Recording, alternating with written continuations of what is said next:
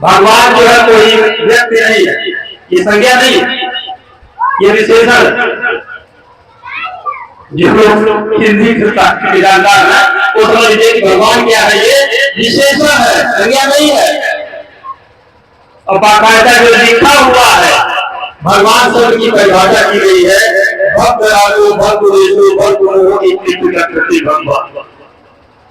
जिसने राग द्वेष मोह को भंग कर दिया है उसको क्या कहते हैं, भगवान, है नहीं। और यह जो भगवान की डिग्री है आज के इंटरमीडिएट के बराबर की है, जिसको आप इंटरमीडिएट कहते हो, ये भगवान की डिग्री किसके बराबर है, इंटरमीडिएट के बराबर है।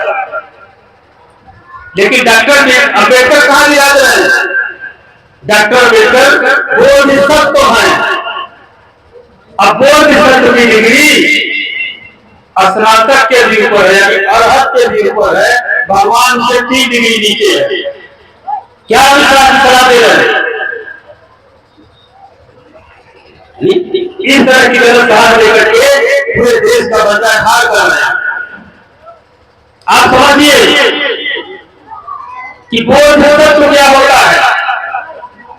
आज हम यहां बैठे हैं, रिसर्चर बता रहे हैं, लोगों ने खोज करके बताया है कि संत रविदास जो है बोधिसत्व हो चुके थे, संत कबीर बोधिसत्व हो चुके थे, गुरु नानक बोधिसत्व हो चुके थे।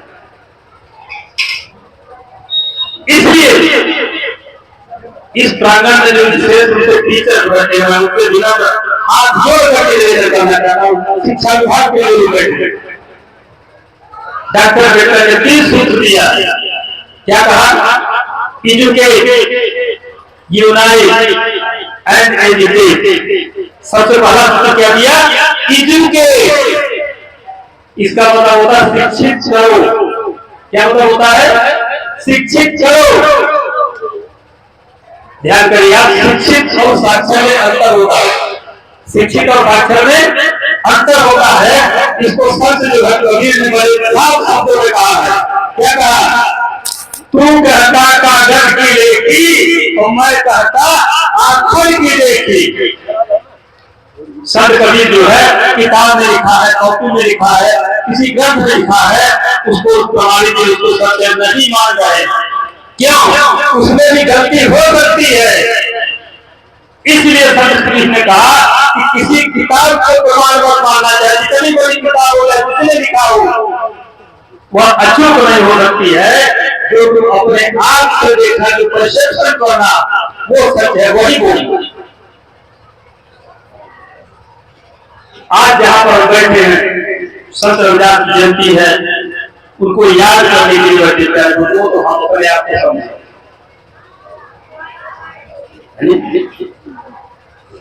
लौट के आइए, आप देखिए, जब भारत के संविधान की ड्राफ्टिंग हो रही थी उस समय 2 किताबें और लिखी गई। बगैर उन किताबों को पढ़े हुए आप भारत के संविधान को नहीं समझ सकते। भारत के संविधान में लिखा क्या है नहीं? पहली किताब है, अरबी भाषा में लिखी गई है और किताब की टाइटल है अल अकबर हयातो व फलसफतु। कौन सी किताब है, अल अकबर हयातो व फलसफतु। इस किताब के राइटर हैं हामिद अब्दुल कादिर, अरबी भाषा में लिखी है। और जब इस किताब को इंग्लिश में ट्रांसलेट किया गया तो जो अल अकबर हयातो व फलसफतु शब्द है, यह क्या हो गया, Buddha the great his life and philosophy. क्या हो गया, Buddha the great his life and philosophy. सारे बच्चों उसी किताब में आगे बढ़ाते हैं और कहते हैं कि पैगंबर मोहम्मद साहब ने जुल्किफ्ल की इबादत की। किसकी इबादत किया, जुल्किफ्ल की। ये अरबी भाषा का शब्द है। इसको जब आप पाली भाषा में ले आओगे तो हो जाएगा कपिल वस्तु वाले। क्या हो जाएगा, कपिल वस्तु वाले। यानी पैगंबर मोहम्मद साहब ने किसको याद किया है, किसकी इबादत किया, कपिल वस्तु वाले ही। ये कपिल वस्तु वाले कौन है नहीं? उसी किताब में आगे वो लिखता है, हामिद अब्दुल कादिर जैसा विद्वान लिख रहा है कि बुद्ध को अरहत भी कहा जाता है। बुद्ध को अरहत भी कहा जाता है और अरहत को भी अरबी भाषा में अल्लाह कहते हैं। क्या कहते हैं? अरहत को अल्लाह कहते हैं। ध्यान करिए प्यारे बंधुओं कि अगर इस धरती पर बुद्ध नहीं आते और कोई अरहत नहीं बनता तो इस्लामी जगत को अल्लाह नहीं, पूरा का पूरा इस्लामी जगत बुद्ध करेगी। उस ज्ञान परंपरा को आगे चलिए। मैं और एक बात बताना चाह रहा हूँ। दूसरी भी किताब लिखी गई उसी कालखंड में, जब संविधान की ड्राफ्टिंग हो रही थी। वह कौन सी किताब थी? किताब की टाइटल है अशोक के फूल। कौन सी किताब है? अशोक के फूल। और इस किताब को लिखा है डॉक्टर हजारी प्रसाद द्विवेदी। किसने लिखा है? डॉक्टर हजारी प्रसाद द्विवेदी ने। प्यारे बंधुओं, पढ़िए आप अशोक के फूल को, बड़ी पढ़नी है और हर शिक्षक को हर भाषा भाषा अशोक के फूल में जो हजारी प्रसाद द्विवेदी लिखते हैं कि हमारे लोग भारत माता की जय बोलते हैं। क्या कहते हैं? भारत माता की जय। मैं उनसे पूछना चाहता हूँ कि ये जो करोड़ों करोड़ रखे हो, अगर इनको भगा दिया जाए तो तुम्हारी भारत माता कितनी बचेगी? कितनी बचेगी भारत माता? इसलिए मैं अपने लोगों से अनुरोध कर रहा हूँ कि अपनी गलती को सुधार लें, तब ये लोग माफ कर देंगे। ये लोग माफ कर देंगे। जो कबीर के लोग हैं, जो रविदास के लोग हैं, जो डॉक्टर के लोग हैं, ये माफ कर देंगे। लेकिन अगर अपना इतिहास खुद पढ़ेंगे तो अपनी गलती नहीं स्वीकार करोगे तो फिर माफ नहीं करेंगे। तुमको अपना रास्ता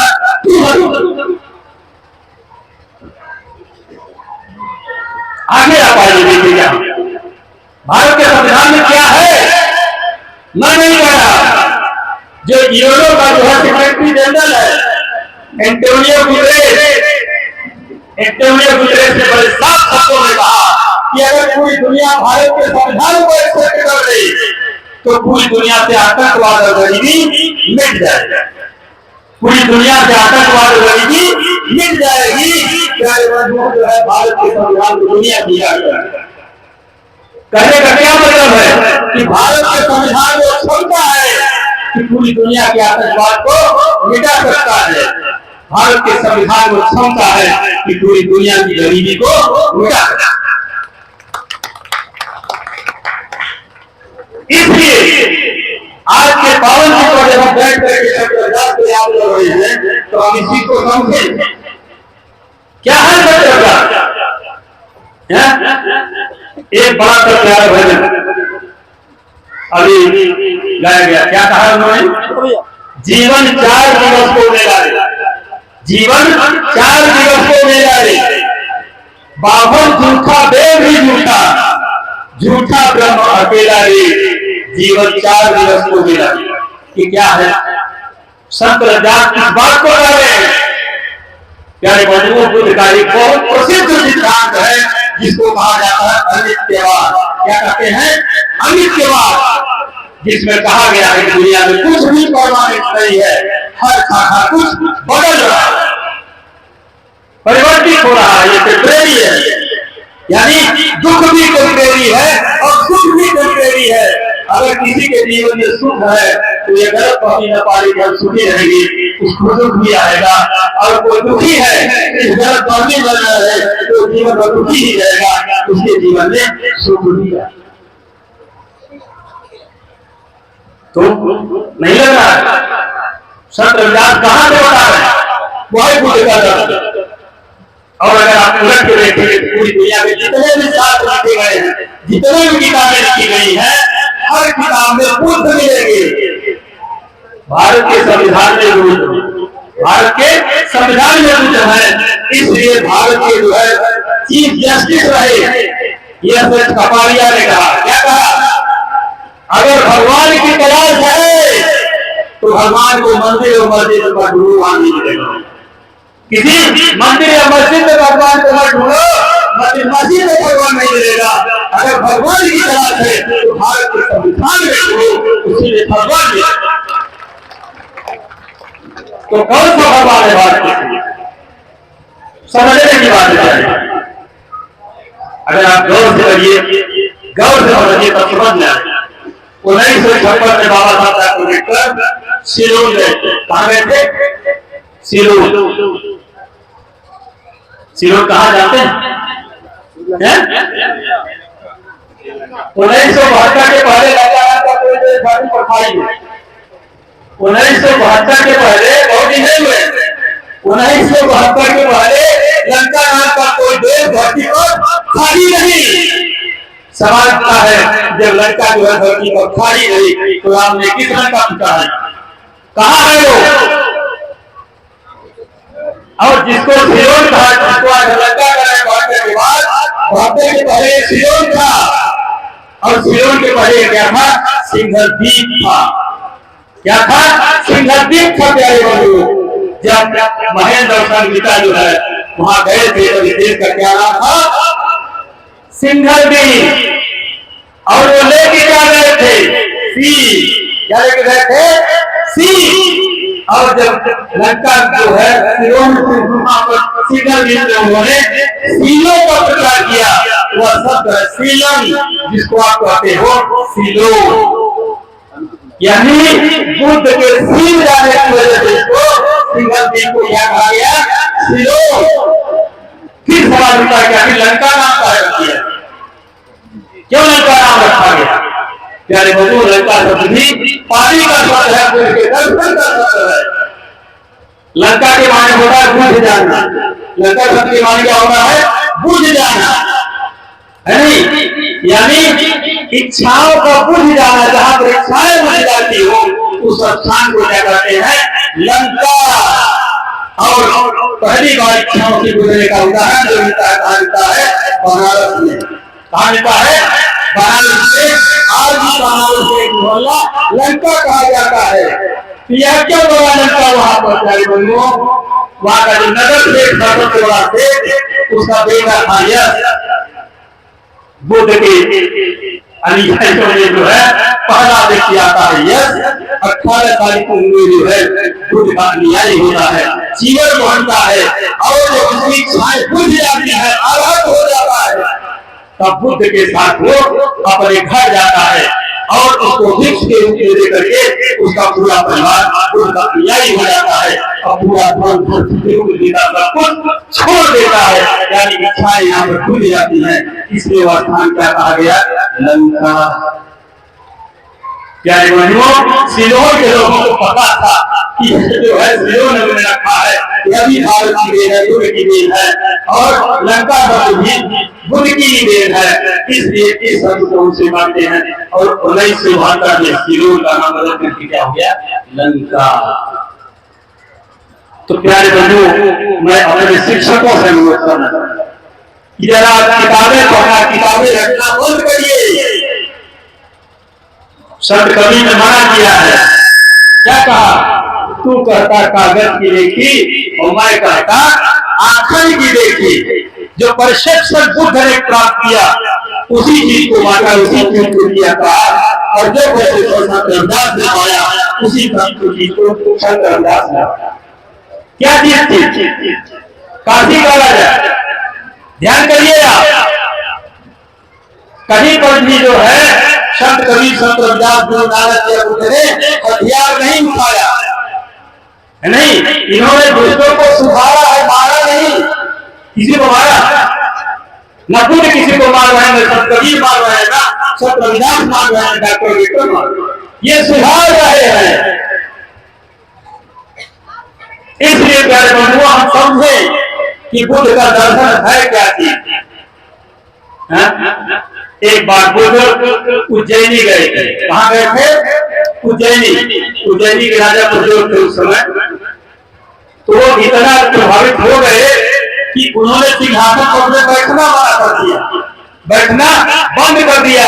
और वहां पर बुद्ध को उन्होंने क्या कहा? विक्रमादित्य। क्या कहा? विक्रमादित्य माने होगा चमकता हुआ सूरज। क्या कहा? चमकता हुआ सूरज। विक्रमादित्य माने होता है चमकता हुआ सूरज। ये बुद्ध का ही नाम है। और सिंहासन को बुद्ध को समर्पित किया। सिंहासन से बाहर होकर के उन्होंने एक दरबार चलाया। प्यारे बंधुओं, एक बार भगवान तथागत बुद्ध उज्जैन जाते हैं, प्रद्योत की नगरी में जाते हैं। जब बुद्ध नगर में प्रवेश कर रहे होते हैं तो एक एक नगर से बाहर निकल रहा होता है, बुद्ध को प्रणाम करता है, बात करते हैं और उसे जो है उसका कुशल क्षेम सुनते हैं। तो कहता है कि राजा साहब के पास में गया था, एक फरियाद लेके गया था, राजा साहब व्यस्त थे, इसलिए उन्होंने कहा कि तुम 3 दिन के बाद आना और तुम्हारी फरियाद सुनने की तरफ न्याय करेंगे, इसलिए लोग करके खाना।